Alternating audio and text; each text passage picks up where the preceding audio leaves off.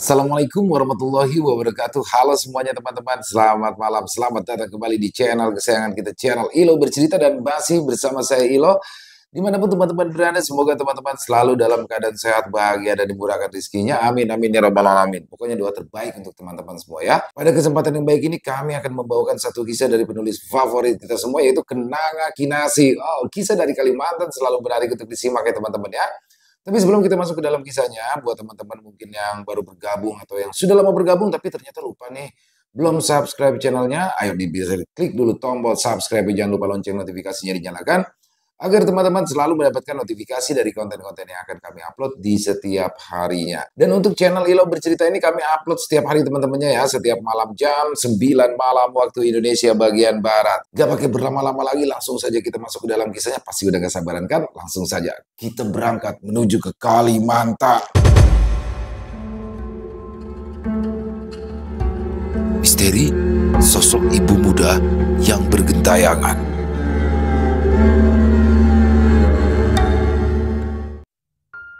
Sore itu, Sarah duduk di teras rumah, menikmati suasana yang memang ramai karena rumahnya yang tepat berada di depan jalan raya. Jalan ini juga menjadi jalur utama angkot yang sering berhenti di depan rumahnya untuk menurunkan dan menaikkan penumpang. Kebetulan, di depan rumah ada gang kecil yang menjadi akses menuju kampung warga. Tidak lama kemudian, Sarah melihat seorang perempuan yang mendekat ke arahnya. Dia mengenalinya sebagai Irma, tetangga dari gang sebelah. Perempuan muda itu terlihat membawa sebuah bungkusan. Perutnya yang besar menunjukkan bahwa ia sedang hamil besar. Sarah ingat, baru bulan kemarin Irma mengadakan selamatan 7 bulanan, berarti sebentar lagi dia akan melahirkan, hanya tinggal menghitung hari. Dari mana pian kak? Sapa Sarah ramah. Dari bidan Sar, barusan periksa kandungan. Sudah 8 bulan, jawabnya dengan senyuman ramah. Irma kemudian menyerahkan anak kunci kepada Sarah.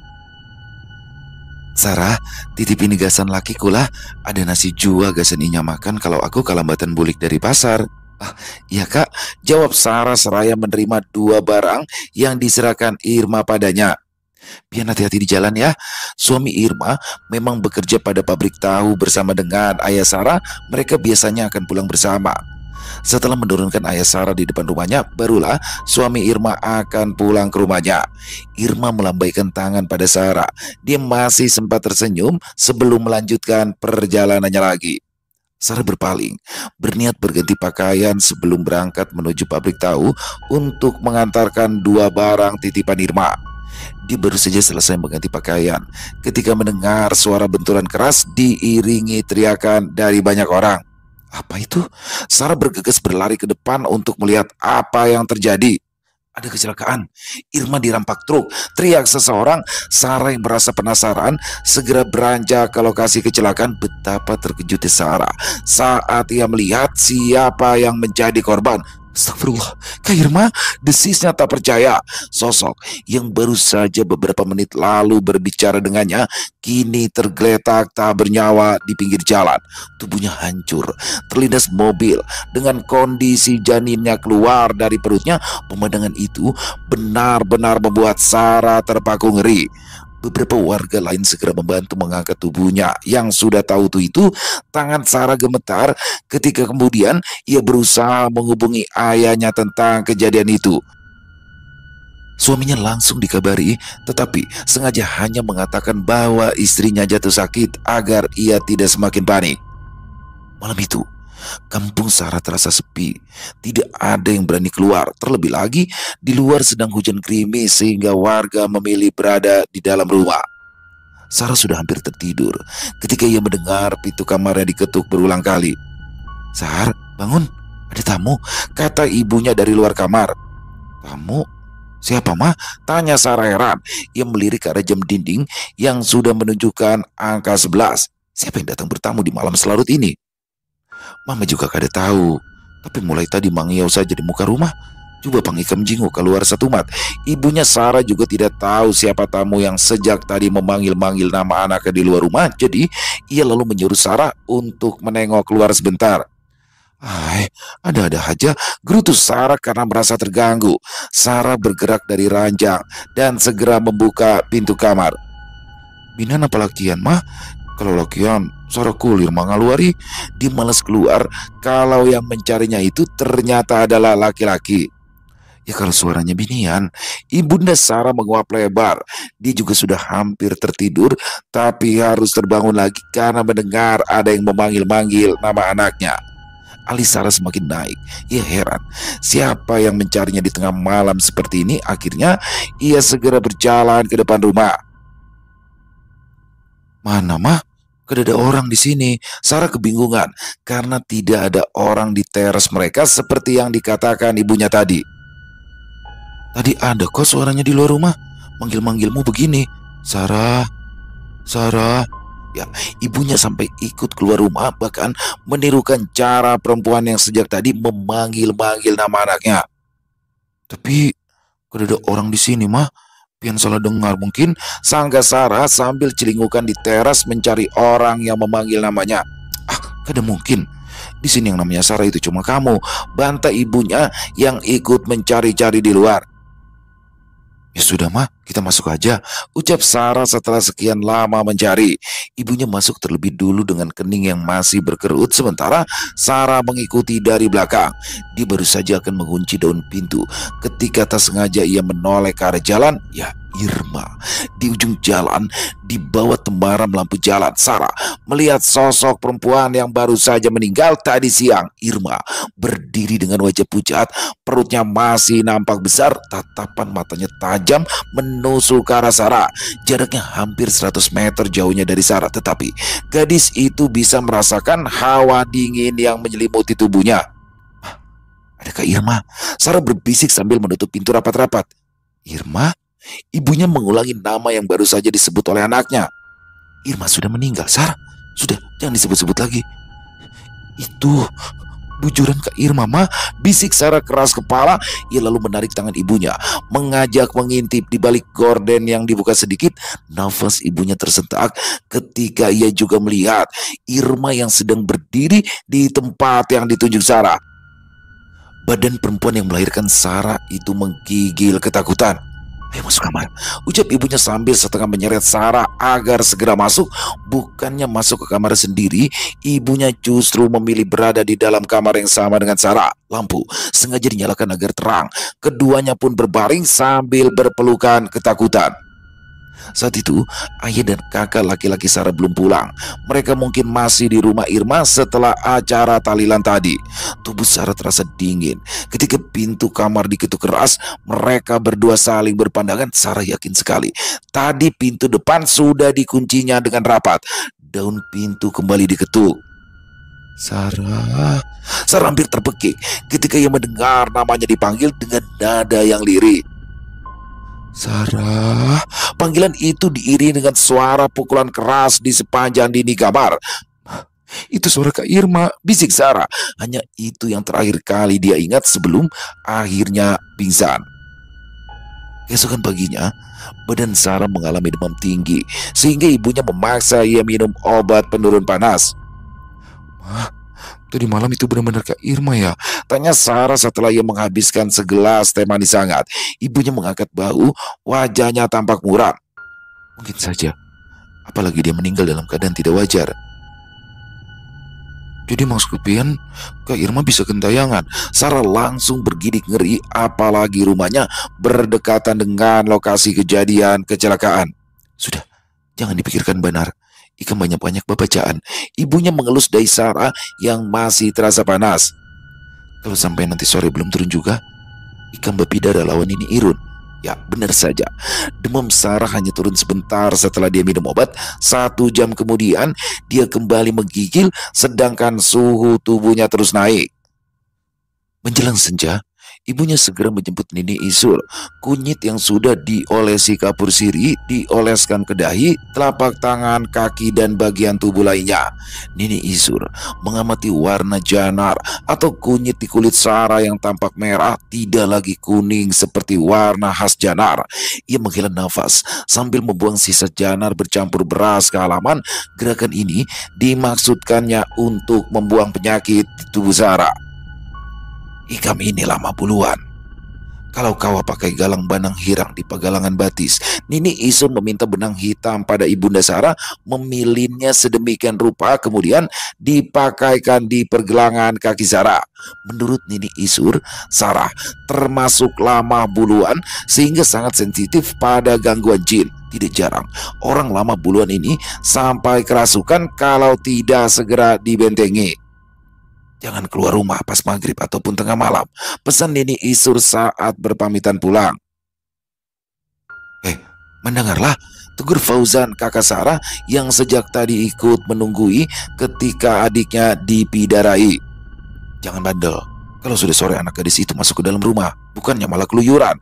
Sarah menjulurkan lidah ke arah kakaknya, lalu meringis kesakitan sambil memegang dahinya karena jitakan Fauzan. Kakak ini tega benar lawan adik yang lagi garing. Sarah mengeluh karena kakaknya tega sekali padanya yang sedang sakit.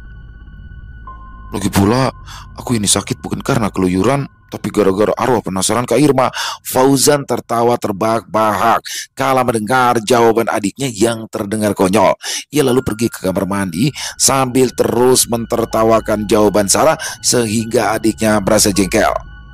Malam itu, acara tahlilan kembali dilakukan di rumah mendiang Irma. Fauzan memutuskan untuk menghadiri acara bersama Hairul, tetangganya yang tinggal tak jauh dari rumah almarhumah. Ayah Fauzan tidak bisa hadir karena Sarah dan ibunya menolak untuk ditinggalkan di rumah sendirian. Jadi Fauzan yang disuruh berangkat untuk menggantikan ayahnya. Selesai pengajian, mereka pun berjalan pulang bersama melintasi jalan raya tempat kecelakaan terjadi. Kak Irma meninggalnya di mana, Zan? Tanya Hairul di tengah perjalanan. Di situ tuh, jawab Faizan sambil menunjuk lokasi kecelakaan.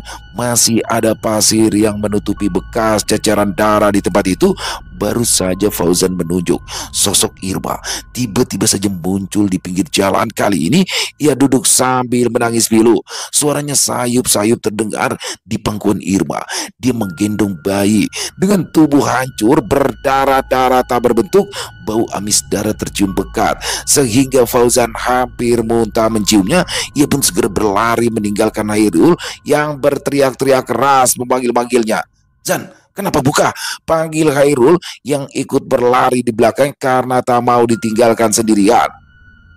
Saat tiba di rumah, Hairul bertanya kenapa Fauzan terlihat ketakutan. Kamu tidak melihat apa-apa di sana? Hairul menggeleng. Memangnya apa yang ada di sana? Fauzan bertanya sekali lagi untuk memastikan jika temannya itu sama sekali tidak melihat hal aneh di tempat tersebut. Namun Hairul bersikeras jika dia memang tidak melihat atau merasakan hal aneh di sana. Fauzan akhirnya menceritakan semuanya, termasuk Sarah adiknya yang jatuh sakit karena tadi malam diganggu oleh sosok Irma. Yang benar, Hairul sangat terkejut kalau mendengar bahwa sosok Irma yang baru meninggal itu ternyata sudah bergentayangan. Kalau begitu aku numpang menginap di sini saja, Zan.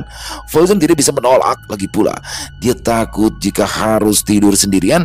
Mereka pun akhirnya tidur berdesakan, sedangkan Sarah balas menertawakan kakaknya yang tadi sempat tidak mempercayai ceritanya. Malam itu, angin berembus kencang, daun-daun bergoyang perlahan di bawah bayang-bayang bulan sabit. Jalan raya yang dilalui Adit nampak gelap, lampu jalan tak kenapa mati semua, sehingga perjalanannya hanya diterangi cahaya lampu motor butut. Suara jangkrik terdengar samar, tenggelam karena suara motornya yang keras. Ya, pacarnya malam itu meminta dijemput di jalan dekat rumah Sarah tersebut. Alasannya sederhana, tempat itu lebih dekat dari rumahnya yang masuk ke dalam gang. Adit dengan santai menyetujui permintaan kekasihnya. Dia bahkan tidak curiga karena lampu sepanjang jalan mati secara bersamaan. Baginya, suasana gelap di sana justru bisa dimanfaatkan untuk bermesraan. Setiba di tempat yang dimaksud, Adit memperlambat laju sepeda motornya dan berhenti di bawah pohon besar. Daun-daunnya lebat, menjulang ke atas seperti payung raksasa yang menutupi cahaya rembulan. Adit menunggu sambil memainkan ponsel. Tak lama, dari kejauhan muncul sesosok perempuan. Ia berjalan pelan, mengenakan rok panjang dengan kaos berwarna cerah, rambutnya panjang tergerai, wajahnya tertunduk. Adit langsung yakin jika itu adalah pacarnya, Salsa, yang memang berambut panjang sampai ke pinggang. Tanpa ragu lagi, Adit tersenyum sambil melambaikan tangan. Sini sayang, panggil Adit dengan nada ceria. Salsa mendekat tanpa berkata apa-apa, wajahnya masih tertunduk. Rambut hitamnya menutupi sebagian besar wajahnya. Kenapa berdiam?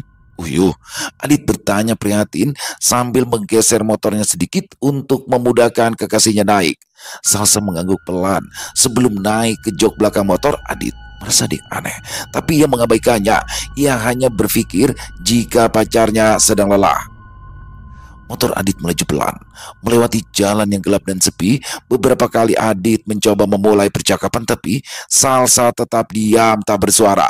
Dia pun memutuskan untuk mengusili pacarnya. Adit meraih tangan Salsa, lalu ia tercekat saat merasakan kulit yang dingin sedingin es. "Oh, kenapa dingin sekali? Kamu kenapa sih?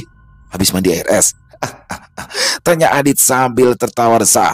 Dia melirik ke arah kaca spion, berharap dapat melihat pacarnya tersenyum. Tapi Salsa tetap menunduk, rambutnya menutupi wajah sepenuhnya. Adit di sini mulai merasa tidak nyaman. Ia lalu menghentikan motornya di pinggir jalan. "Salsa, kamu sakit? Badanmu dingin sekali. Kalau memang tidak enak badan, ku antar pulang saja ya," tanyanya sambil menoleh ke belakang. Salsa menggeleng pelan, sangat pelan. Bulu kuduk Adit mulai meremang karena merasakan sikap Salsa yang tak seperti biasanya. Tapi ia segera menepis kecurigaannya dan kembali bersikap santai. Tapi tiba-tiba saja ponselnya berbunyi. Adit merogoh kantong celananya untuk memeriksa pesan yang masuk. "Kak Adit, Pian di mana? Aku sudah menunggu dari tadi di sini." Mata Adit terbelalak ketika ia melihat nama si pengirim pesan, Salsabila. Ya, pesan itu ternyata datang dari pacarnya. Adit terpaku, darahnya seakan berhenti mengalir. Ia menoleh perlahan ke arah perempuan yang ada di belakangnya dengan gerakan lambat. Perempuan itu juga ikut mendongak. Rambut yang sebelumnya menutupi wajah tersibak memperlihatkan sesuatu yang membuat Adit hampir kehilangan akal. Wajahnya hancur, kulitnya sobek di beberapa bagian, memperlihatkan tulang tengkorak yang retak. Salah satu matanya berupa lubang hitam yang dalam, sementara mata satunya menatap tajam penuh dengan kebencian. Mulutnya tersenyum lebar dengan deretan gigi yang tidak lengkap, beberapa di antaranya berlumuran darah. "Ikan mencariku, kah?" Suaranya berat, parau dan bergema seperti datang dari dasar sumur. Adit terjatuh dari motornya, tubuhnya gemetar dengan hebat. Perempuan itu tertawa pelan, lalu suara tawanya berubah menjadi jeritan panjang yang menusuk telinga. Adit mencoba bangkit dengan tubuh yang terasa lemas, lalu terjatuh lagi. Perempuan itu perlahan berdiri dari motor, tubuhnya berayun-ayun tak wajar, seolah-olah sendinya tidak terhubung dengan benar. Adit merangkak mundur, berusaha menjauh. Bau busuk menyengat hidung, seperti daging busuk bercampur anyir darah. "Kenapa? Hah? Kenapa?" Perempuan itu terus mengulang-ulang kata yang sama dengan nada memelas, tetapi wajahnya semakin menyeramkan. Perutnya berlubang besar, darah segar menetes dari situ, dari lubang di perutnya. Adit melihat ada sesuatu yang bergerak-gerak, terlihat seperti tangan kecil yang berusaha keluar sambil mencakar-cakar udara. Tangan bayi dengan kuku-kuku tajam yang mencekram tepian lubang menganga di perut perempuan yang menyeramkan itu. Hantu! Adit menjerit ketakutan. Akhirnya dia bisa bangkit dengan sisa tenaga yang ia miliki. Lalu ia berlari ke arah motornya yang terjatuh di jalan. Akan tetapi perempuan itu tak mau melepaskan Adit begitu saja. Ia melayang ke depan Adit, wajahnya semakin mendekat, matanya yang mengerikan menatap tajam ke mata Adit. Kenapa? Kenapa? Teriaknya jauh lebih keras dari jeritan Adit. Tangannya terulur sehingga Adit menangis kesakitan ketika merasakan cengkraman dingin di baunya. Seperti ada tangan besi yang menghancurkan tulang dimeronta. Mencoba melepaskan diri, tapi perempuan itu semakin erat mencengkramnya. Adit membabi buta, menggunakan tinju untuk menghantam tubuh perempuan itu, tapi sia-sia. Kepalan tinju Adit hanya menembus bagian tubuhnya yang transparan. Lalu perempuan itu tiba-tiba saja menghilang, hanya meninggalkan suara tawa yang menyeramkan menggema di seluruh jalan. Adit tidak membuang waktu lagi. Dengan menggunakan sisa tenaganya, ia segera menghidupkan motor lalu melaju secepat mungkin. Dan saat ia melirik spion, Adit bisa melihat perempuan itu kembali muncul berdiri di tengah jalan, memandanginya dengan senyuman lebar yang mengerikan. Adit tiba di rumah dengan tubuh gemetar. Ia tak berani menceritakan apa yang ditemuinya malam itu. Ia langsung masuk ke dalam rumah lalu tidur bersama kedua orang tuanya. "Kenapa Ikam, Dit?" bentak ayahnya karena Adit yang mendadak masuk ke dalam kamar mereka. Adit tidak menjawab. Dia langsung berbaring dengan selimut menutupi wajah. Sejak hari itu Adit tidak pernah keluar rumah lagi. Kedua orang tuanya juga memilih lebih banyak beraktivitas di dalam rumah. Pada saat yang sama, tak jauh dari rumah Sarah, rumah Paman Duan terlihat sunyi. Hanya sesekali terdengar suara jangkrik dari luar, menambah keheningan yang mencekam. Acil Indah, seorang perempuan muda dengan anak kecil yang baru berusia 3 tahun, duduk di ruang tengah sambil memangku anaknya yang gelisah. Matanya menatap cemas ke arah pintu. Sesekali ia mengusap kepala anaknya yang terus-menerus menangis sejak pukul 7 tadi malam. Paman Duan, suaminya, sedang bekerja sebagai satpam di rumah sakit sekitar 10 km dari rumah mereka. Sebagai seorang istri, Acil Indah sudah terbiasa ditinggalkan malam-malam. Tetapi akhir-akhir ini ia merasa ada yang tidak beres. Rumah mereka yang dekat dengan lokasi kecelakaan Irma mulai sering dihantui suara-suara aneh. Anak kecilnya bahkan sering terlihat berbicara sendiri, seperti bermain dengan seseorang yang tak tampak di mata Acil Indah. Dia berniat menyalakan televisi ketika mendengar pintu diketuk. Tok tok tok, tok tok tok. Acil Indah langsung menoleh ke arah pintu. Ia menelan ludah, jantungnya berdetak lebih cepat. Siapa yang datang malam-malam begini? Apalagi sekarang sudah lewat pukul 11. Tidak mungkin ada tetangga yang berkunjung pada jam seperti ini. Ketukan itu terdengar lagi, dan kali ini lebih keras. "Siapa di luar?" tanya Acil Indah dengan suara setenang mungkin meski hatinya sudah kalut. Dia hanya berdua dengan anaknya yang masih balita. Bagaimana kalau yang datang itu adalah perampok? Acil Indah mendekap anaknya erat. Dadanya berdebar kencang. Siapapun itu, yang pasti itu bukan suaminya. Suaminya sudah punya kunci sendiri sehingga tak perlu repot-repot menunggu untuk dibukakan Indah. Ketukan itu kini berubah menjadi suara permintaan tolong. "Acil, tolong ulun." Suara seorang perempuan terdengar dari balik pintu, lirih, memelas, seperti orang yang sangat membutuhkan pertolongan. Acil Indah menegak. Dia bingung harus bagaimana. Akalnya mengatakan jangan membukakan pintu, tetapi rasa penasaran perlahan-lahan merayap. Ia memutuskan untuk mengintip dari celah gorden jendela di sebelah pintu dengan hati-hati. Ia menyibakkan kain itu sedikit, mencoba mencari tahu siapa yang berbicara, tapi kosong. Tak ada siapapun di luar. Halaman depan rumahnya gelap, hanya diterangi lampu kecil yang redup di teras. Acil Indah mengernyitkan dahi. Tangannya bergetar saat menarik kembali gorden. Ia bergumam dalam hati, mungkin saja tadi ia hanya salah dengar. Lalu ketukan itu datang lagi, dan kali ini dari arah belakang rumah. Suaranya lebih pelan tetapi terdengar lebih mendesak. "Acil, tolong." Acil Indah menoleh ke belakang. Hatinya berdebar kencang. Hatinya semakin merasa tidak nyaman. Tetapi rasa penasarannya justru bertambah besar. Dengan langkah yang pelan, ia mendekati pintu belakang. Pintu itu hanya terbuka dari kayu tipis dengan lubang kecil di bagian tengah untuk mengintip. Acil Indah mendekatkan matanya ke lubang, mencoba melihat siapa yang berada di luar. Dan apa yang dia lihat membuat tubuhnya langsung kaku. seorang perempuan berdiri membelakangi pintu. Rambutnya panjang, hitam, tetapi kusut seperti tidak pernah disisir. Pakaian yang dikenakannya compang-camping, penuh noda darah yang sudah mengering. Perempuan itu berdiri diam, tetapi baunya bergerak naik turun seolah-olah sedang menangis. Kemudian kepalanya menoleh, wajahnya remuk, sebelah matanya hanya berupa lubang hitam menganga, sementara bagian pipinya robek hingga memperlihatkan tulang rahang yang kehitaman. Darah mengalir dari luka di dahinya, menetes ke tanah. Perempuan itu tersenyum lebar, memperlihatkan gigi-gigi yang kotor dan patah. Kenapa?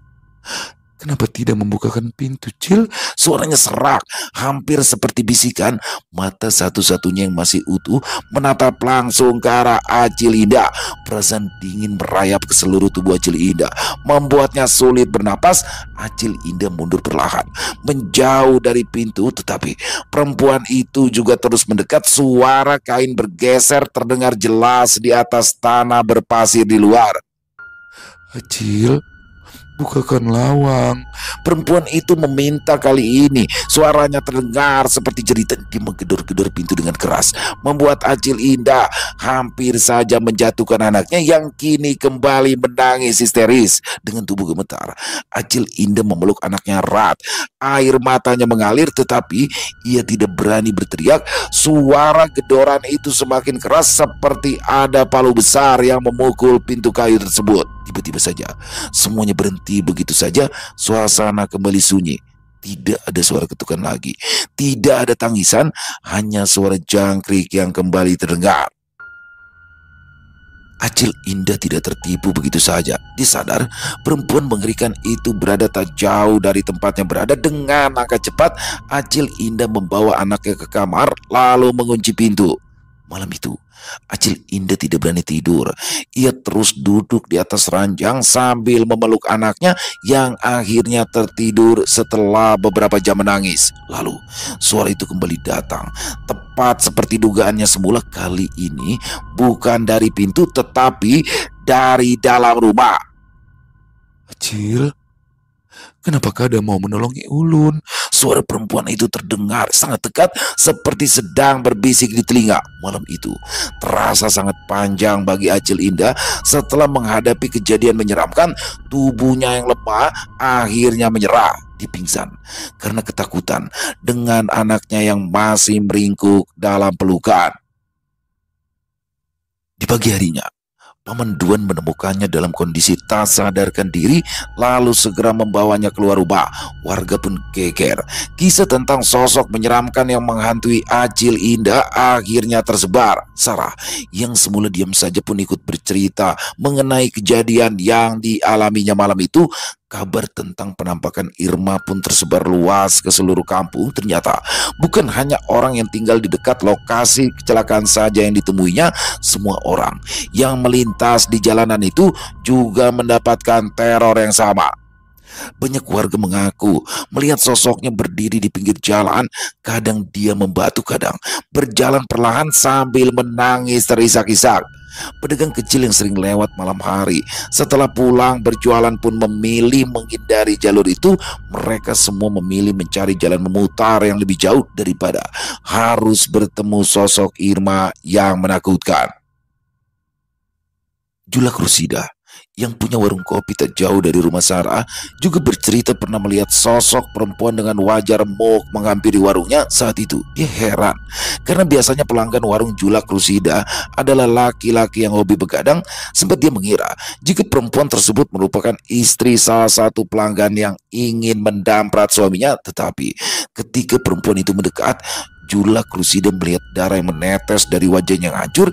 Ia pun langsung menutup warung dan tidak pernah membuka lagi pada malam hari. Keresahan warga kampung membuat para tetua berkumpul. Mereka bersepakat untuk melakukan sesuatu demi mengembalikan ketenangan di kampung. Salah satu usulan yang muncul adalah membersihkan jalan di sekitaran lokasi kecelakaan secara bergotong royong, sekaligus mengganti lampu penerangan jalan.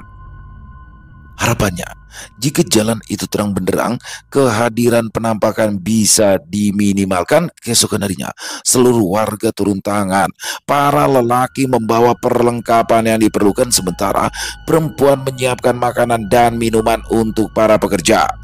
Suasana terasa meriah, meski diliputi sedikit kecemasan. Mereka memulai pekerjaan dari lokasi kecelakaan jalan yang dekat pemukiman hingga ke gang masuk menuju rumah Irma. Sampah-sampah yang menumpuk selama bertahun-tahun di sekitar jalan itu dibersihkan.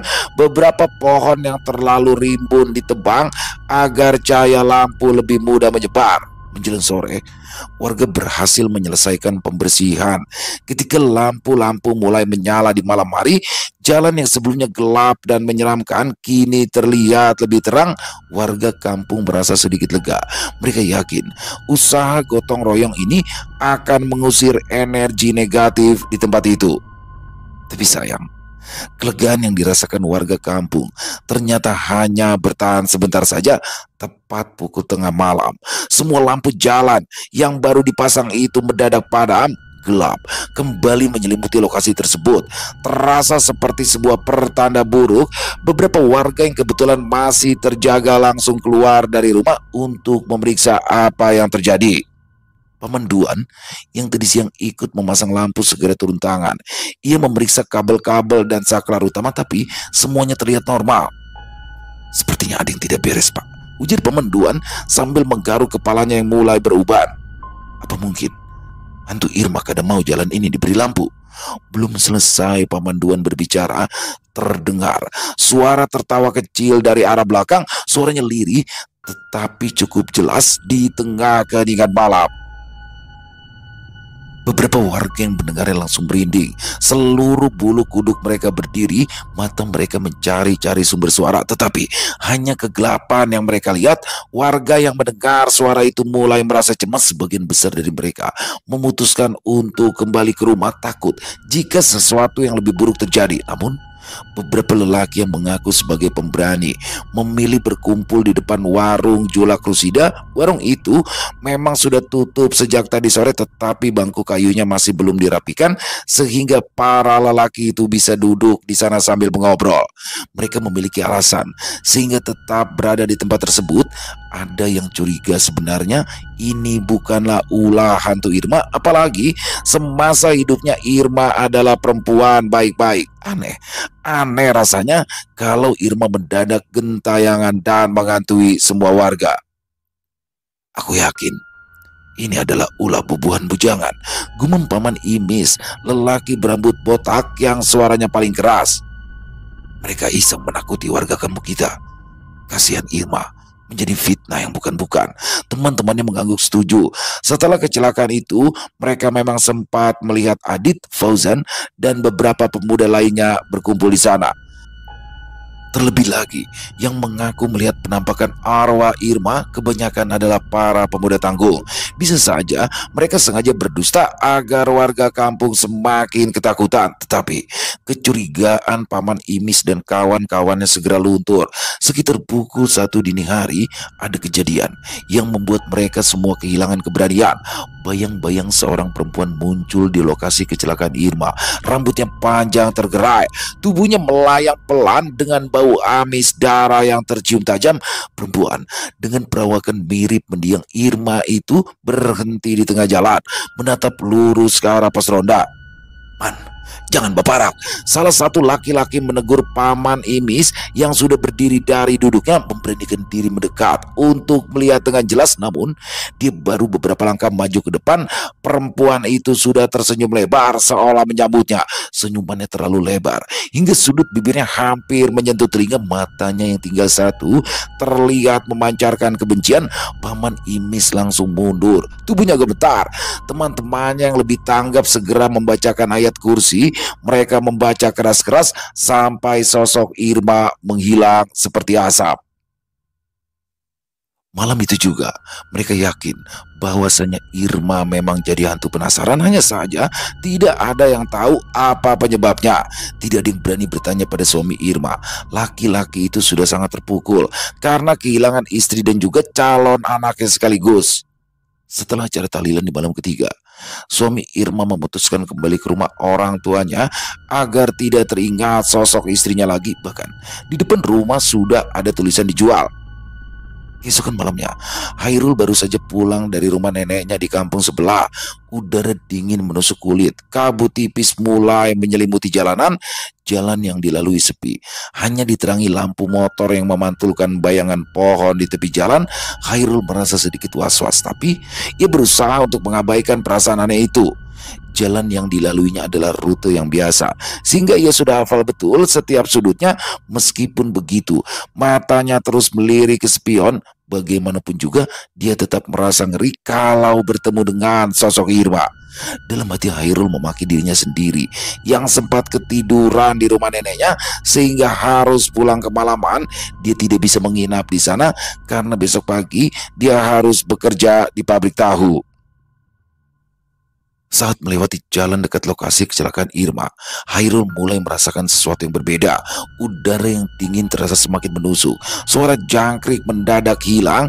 Keheningan yang tidak wajar membuatnya merinding. Hairul berusaha mengalihkan perhatian dengan bersenandung kecil, tetapi suaranya terdengar sumbang. Kemudian, Hairul mulai melihat sesuatu di kejauhan.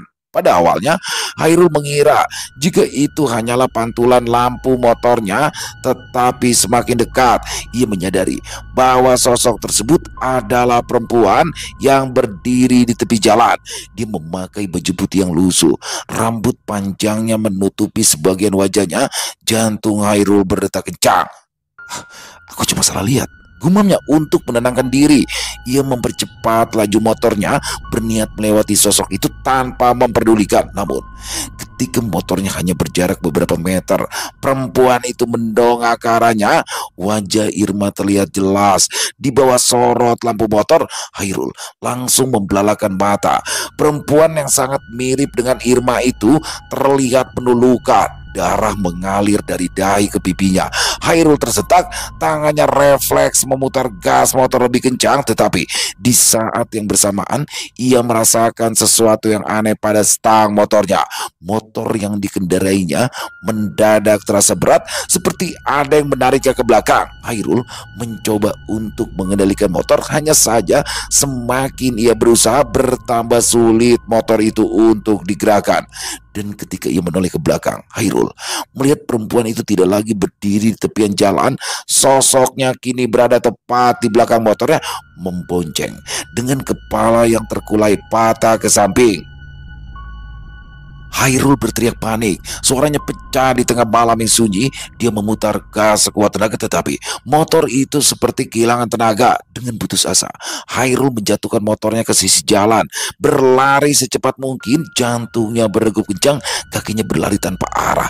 Dia tidak peduli lagi dengan sepeda motornya, yang penting ia bisa menjauh dari sosok menyeramkan itu. Bruk, Hairul tersandung batu.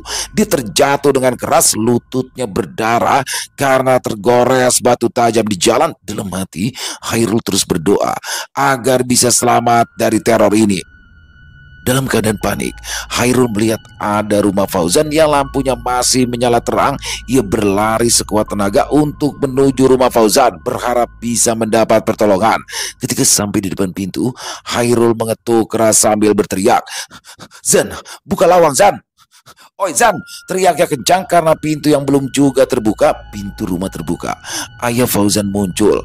Wajah lelaki itu penasaran, tetapi tanpa banyak bertanya, ia menarik Hairul masuk ke dalam rumah. Hairul terengah-engah, tubuhnya basah oleh keringat meskipun udara malam terasa dingin. "Ada apa, Rul?" tanya ayah Fauzan, walau sebenarnya dia sudah bisa menebak apa yang terjadi. Tadi Tadi ada hantu Irma," jawab Hairul dengan suara terputus-putus. Fauzan dan Sarah menyusul ke ruang depan. Karena mendengar keributan tersebut, mereka memandang iba pada Hairul yang tubuhnya penuh keringat. "Ambilkan minum, Sar," perintah ayahnya. Sarah mengangguk. Ia pun segera membawakan segelas besar air putih dingin yang langsung dihabiskan oleh Hairul. "Sudah tahu ada hantu gentayangan, kenapa Ika masih berjalan malam?" gerutu Fauzan pada Hairul. "Ada yang di sini satu mat." Tidak lama kemudian, Fauzan datang membawakan sarung bersih. "Ganti celanamu dengan sarung," Lukamu juga harus dibersihkan. Hairul melirik ke arah lututnya. Lukanya ternyata cukup lebar. Dia berdiri, lalu terjatuh lagi ke lantai sambil mengadu kesakitan. Batis kananku sakit. Kayaknya tadi juga keseleo. Ringi Hairul. Ia mengurut kakinya yang terasa nyeri. Sial Banarna. Lintut kiri luka, batis kanan tasilahu. Ia terus memaki-maki sambil mengurut kaki kanannya yang keseleo, sementara lutut kirinya juga terluka lebar. Sarem meringis melihat teman kakaknya yang marah-marah tak karuan, sementara Fauzan mengetuk kepala Hairul. Kenapa masih nekat keluar malam? Tanya Fauzan sekali lagi. Terpaksa, saut Hairul sambil menjelaskan apa yang membuatnya harus pulang walau sudah tahu keadaan masih angker. Kira-kira kenapa Kak Irma gentayangan lah? Tanya Sarah pada mereka berdua. Dia duduk di depan Hairul yang kakinya sedang diobati Fauzan. Fauzan tidak menjawab, tetapi bibirnya terkatup. Rahangnya sedikit menegang sehingga terlihat jelas ia sedang menyembunyikan sesuatu. Kenapa Zan? Ayahnya yang melihat keganjilan itu segera bertanya curiga. Kamu pasti tahu sesuatu. Fauzan bergegas menggelengkan kepala. Mana ulun tahu bah? Ayah Fauzan melirik ke arah Hairul yang kini menundukkan wajah dengan canggung. Kalau begitu, apa yang kalian ketahui? Hairul dan Fauzan menggelengkan kepala bersamaan. Ya sudah, kalau memang kalian tidak mau bicara, tapi jangan sampai kalian mati bosan, karena tidak bisa nongkrong sampai tengah malam lagi. Ayah Fauzan berhenti berbicara sebentar untuk mengamati reaksi keduanya. Atau bisa jadi arwah yang menyerupai Irma itu akan terus menghantui kalian seumur hidup. Abah, jangan tambah menakutani kami, protes Fauzan tidak terima. Ini sebenarnya bukan salah kami, Paman. Tapi semua ini ulahnya Adit yang tega memeras air jeruk nipis ke darah Kak Irma saat dia kecelakaan. Hairul menjauh cepat sehingga Fauzan memukul kepalanya agak keras. Kenapa ikan padakan? Fauzan memandang sengit ke arah Hairul. Lebih baik aku bapada apa adanya daripada dihantui seumur hidup, jawab Hairul dengan wajah tak berdosa. Wajah ayah Fauzan berubah menjadi garang. Setelah ia mendengar jawaban Hairul, ia langsung menekan mereka berdua untuk mengatakan yang sebenarnya. Fauzan pun tidak memiliki pilihan lain kecuali mengatakan yang sejujurnya sore itu. Setelah mendengar kabar ada kecelakaan, dia dan Hairul diajak Adit untuk pergi ke lokasi kecelakaan. Adit yang tidak pernah percaya dengan penampakan hantu atau semacamnya menertawakan Fauzan yang saat itu terlihat gelisah. Kada mungkin jadi hantu, Zan. Lihat nih, darahnya aku bari banyu limau nipis. Lihat tidak kena, pasti kada ada yang muncul. Adit mengeluarkan sebutir jeruk nipis dari dalam saku jaketnya. Dia membelahnya, lalu mengucuri sisa darah Irma yang masih menempel di atas aspal. Bungulnya geram ayah Fauzan. Pantas saja Irma bergentayangan, darahnya dikucuri perasan jeruk nipis. Kenapa tidak dicegah? Fauzan dan Hairul tidak bisa menjawab. Mereka menunduk lagi dengan wajah penuh rasa bersalah. Esok aku akan ke rumah abahnya Adit. Masalah ini harus segera diselesaikan. Kasihan Irma kalau kayak ini terus. Adit sudah tidak ada di sini, bah. Gumam Fauzan pelan. Hari semalam sudah dibawa ke rumah sakit jiwa karena selalu mengamuk di dalam rumah. Bahkan dia sempat dipasung karena ingin menimpas abahnya. Mata Sarah terbelalak kala mendengar kabar Adit yang hampir membacok ayahnya sendiri. Kata Adit, yang dilihatnya saat itu bukan abahnya, tapi Irma. Hairul menyambung ucapan Fauzan. Ayah Fauzan terdiam. Masalah ini akan mengalami jalan buntu karena pelakunya sudah dibawa ke rumah sakit jiwa. Untungnya, sosok yang menyerupai Irma itu hanya bergentayangan selama 40 hari lamanya. Setelah itu, keadaan kampung mereka kembali aman. Tetapi tidak dengan Adit. Sampai saat ini, dia masih dirawat karena kejiwaannya yang terguncang. Selesai. Wow, luar biasa. Kisah dari Kenanga Kinasi. Oh, ternyata teror 40 hari lamanya itu, yang mana teror ini dari sosok Irma ya. Seorang ibu muda yang meninggal dunia karena kecelakaan tertabrak mobil. Ternyata terornya, sangkanya ada apa nih? Apa dia ada apa namanya?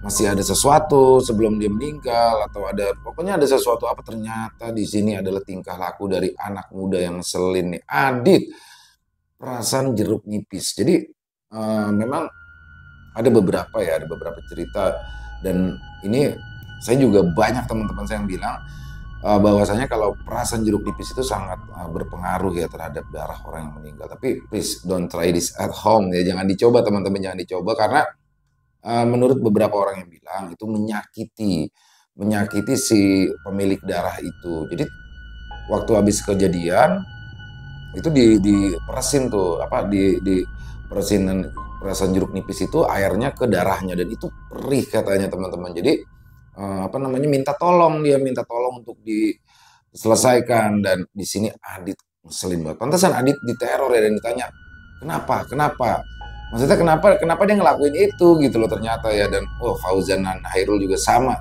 karena dia tahu tapi diem. Jadi tahu tapi diem ini juga ya pasti kena sasaran teror juga. Luar biasa sekali kisahnya, kena kinasi banyak sekali ya apa namanya hikmah yang bisa kita ambil dalam kisah barusan. Yang pasti kalau kita tahu tentang satu tindak kejahatan ataupun kesalahan, tapi kita diem aja, itu berarti juga ikut serta atau turut serta dalam tindakan itu. Jadi apa namanya, kalau memang kita tahu dan kita tahu itu salah, laporkan saja supaya bisa dicari. Ini karena menyangkut warga bukan hanya kampung situ ya, banyak pengendara yang lewat yang akhirnya diganggu oleh sosok Irma ini. Luar biasa sekali. Semoga kisah barusan bisa menghibur semua teman-teman ya, para pecinta penikmat horor misteri, lebih khusus lagi kepada para subscriber dari channel Ilo Bercerita. Buat teman-teman mungkin yang punya komentar lain, yang punya pendapat lain tentang kisah barusan, bisa ditulis di dalam kolom komentar, ataupun hanya sekedar saling menyapa. Insya Allah kami akan menjawab satu persatu. Buat teman-teman yang suka dengan videonya, bisa diklik tombol like-nya, tombol jempolnya. Buat teman-teman yang belum subscribe, sekali lagi ayo dong diklik dulu tombol subscribe, jangan lupa lonceng notifikasinya dinyalakan agar teman-teman selalu mendapatkan notifikasi dari konten-konten yang akan kami upload di setiap harinya. Dan kami juga ingin mengucapkan terima kasih ya kepada seluruh teman-teman yang sudah selalu setia hadir, yang sudah selalu mendukung kami, karena teman-teman lah kami selalu bersemangat berkarya di setiap harinya. Oh ya, buat yang punya kisah horor misteri ya, yang apabila mungkin berkenan untuk dibawakan di channel kami, silakan bisa mengirimkannya ke nomor telepon yang ada di sini, dan bebas dalam bentuk tulisan boleh, dalam bentuk rekaman suara boleh, pokoknya senyamannya teman-teman aja.